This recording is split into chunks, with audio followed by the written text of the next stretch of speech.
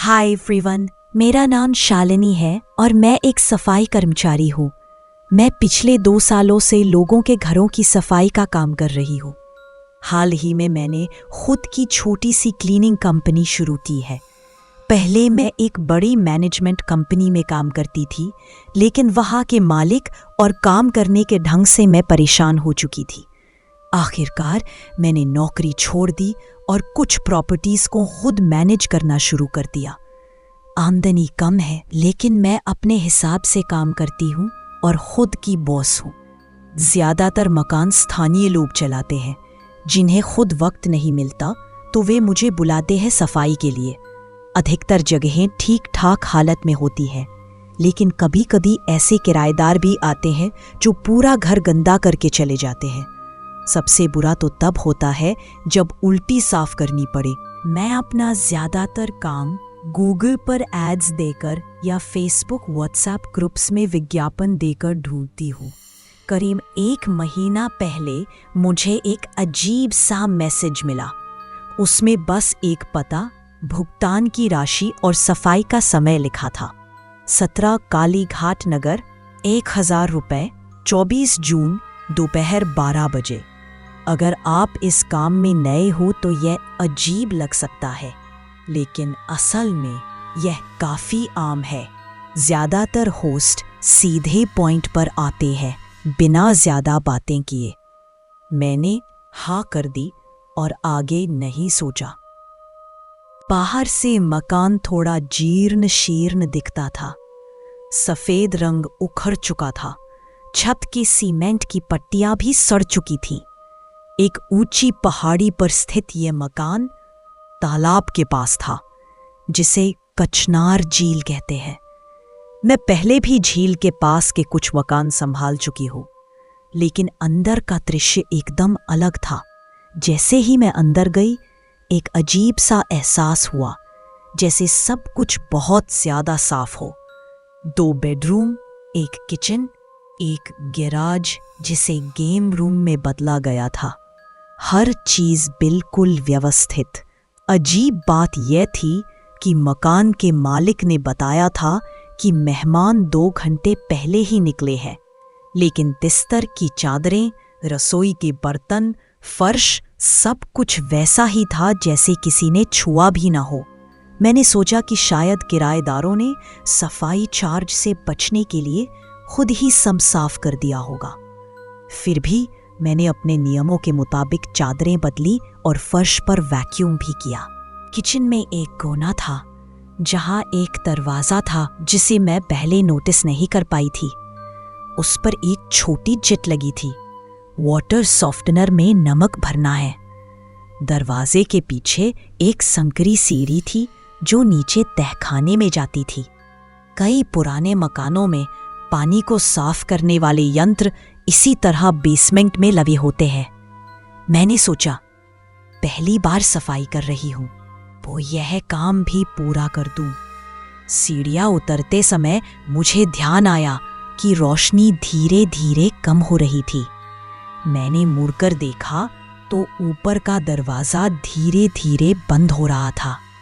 घबराहट हुई, लेकिन फिर समझ आया कि शायद दरवाजे के पुराने कब्जे ही ऐसे हैं।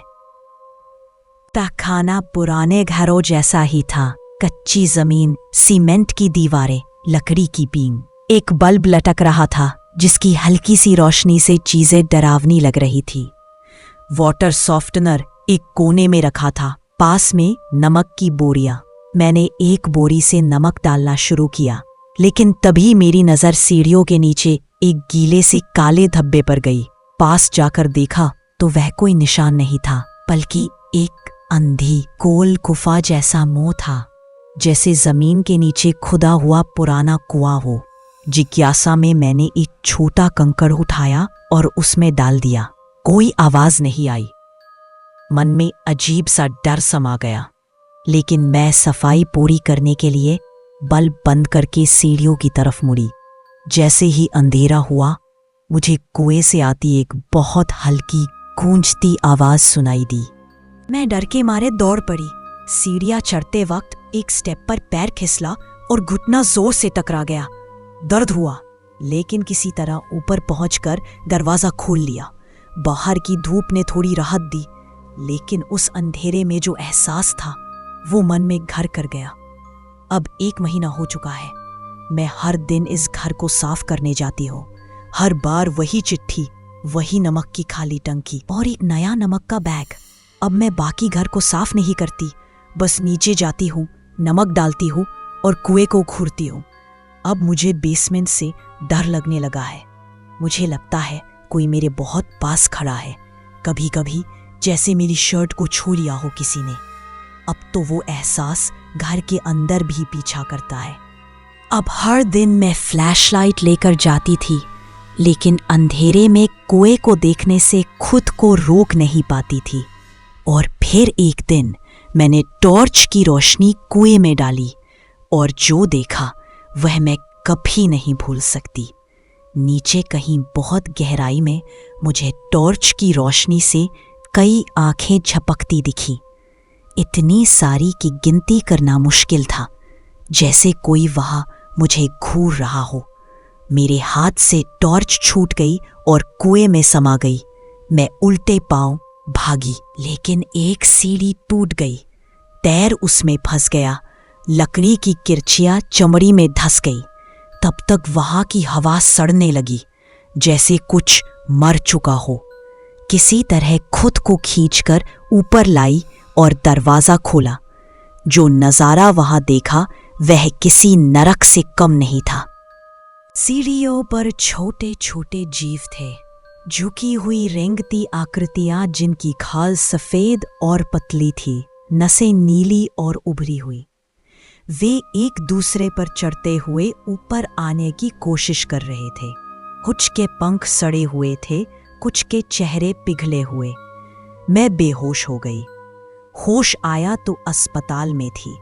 डॉक्टर कह रहे थे कि कालीघाट नगर में 17 नंबर वाली सड़क पर कोई घर ही नहीं है, बस एक पुराना वीरान मकान है। ये सुनकर मैं सन्न रह गई। मैंने सोचा कि अब अगर मैंने किसी को बताया कि मेरे साथ क्या हुआ है तो कोई भी मेरी बात नहीं मानेगा, लेकिन मैं जानती हूं मैंने क्या देखा। लेकिन अब भी कभी कभी उस कुएं से आती गूंजती आवाज मुझे सुनाई देती है, जैसे वो मुझे वापस बुला रही हो। और मुझे पता है कि एक दिन मैं वापस जरूर जाऊंगी और तब शायद मुझे पता चलेगा कि उस काले गहरे कुएं की गहराई कितनी है।